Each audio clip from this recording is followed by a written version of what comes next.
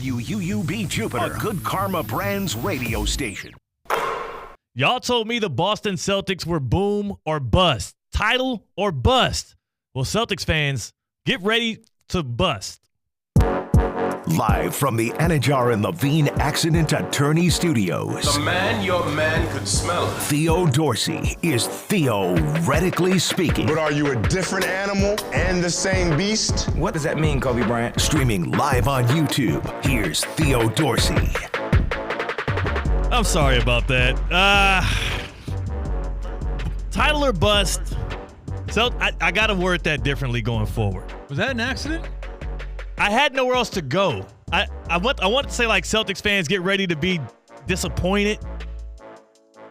And that was a face plant. It's a Friday, though. Can I get away with that on a Friday?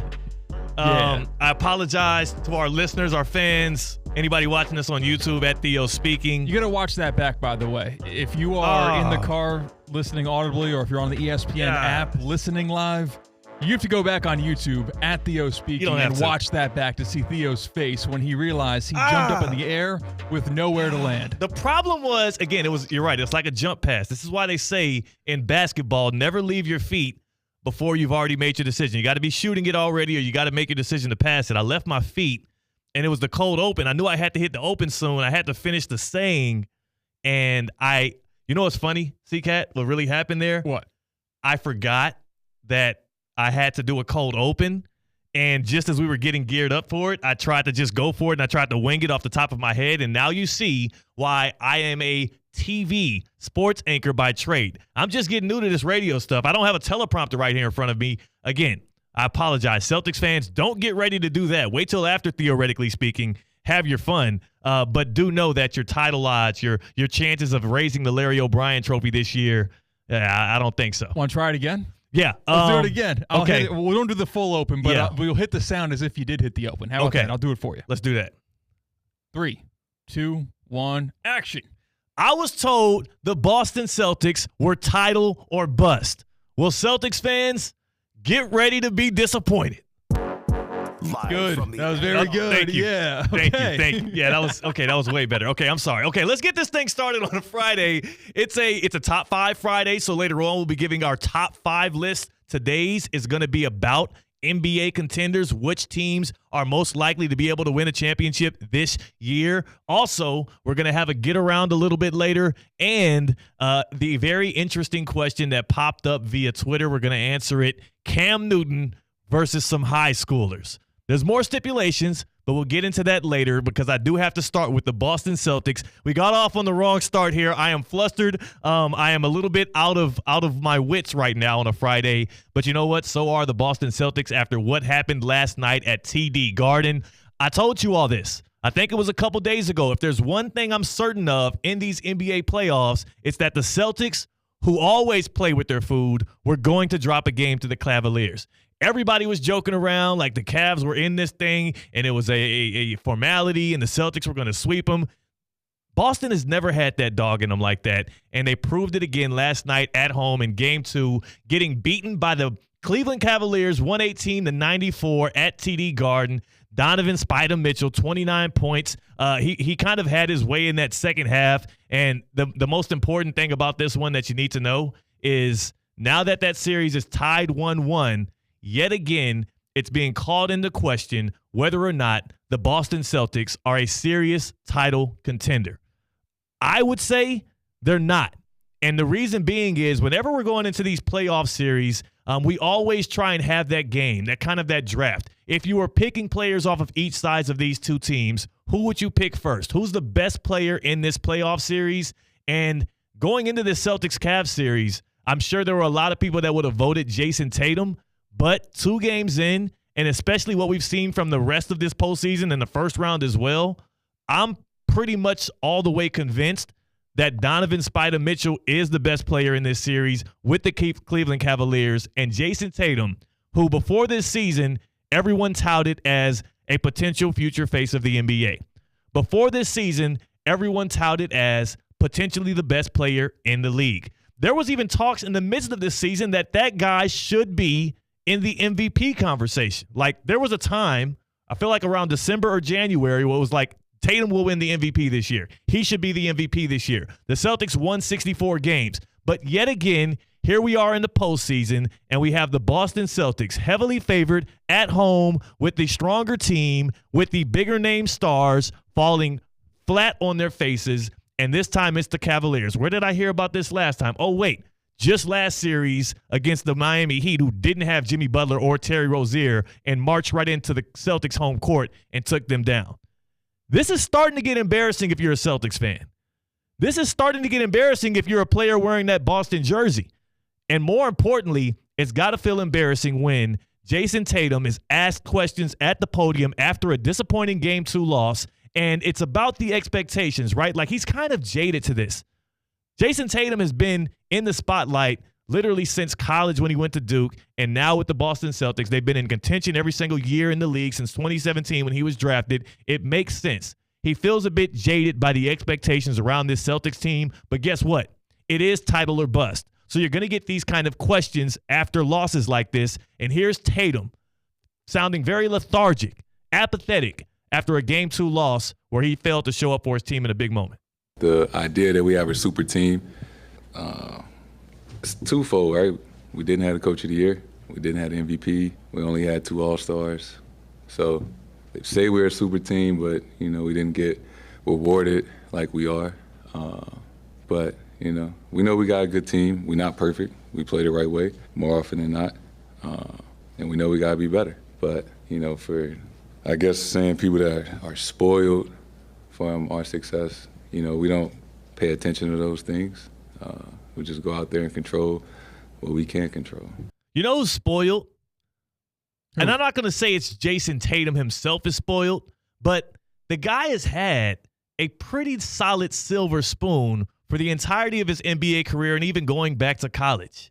And I think sometimes we forget how much that plays into just how strong these players are at decision-making, at problem-solving, at being the guy that your team can rely on, not only as a leader in the locker room, but somebody who has to make the right plays with the ball. What we saw from Donovan Mitchell last night, that was inspiring, right? That was uplifting. He has the rest of the Cavaliers believing that they can actually make a dent in these playoffs and maybe even get past the Celtics. And I don't think we can rule that out at this point.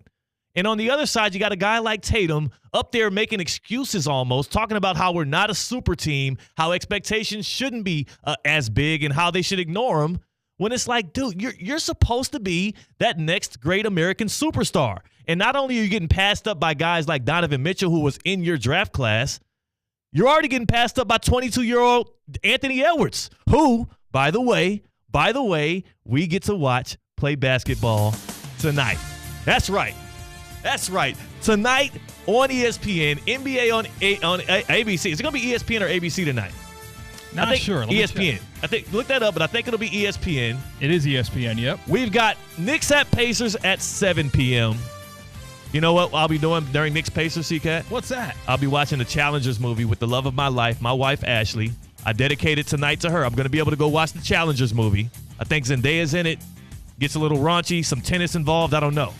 But then I'm going to be back home in time for Nuggets at Timberwolves, a 9:30 tip-off. The T-Wolves up 2-zip.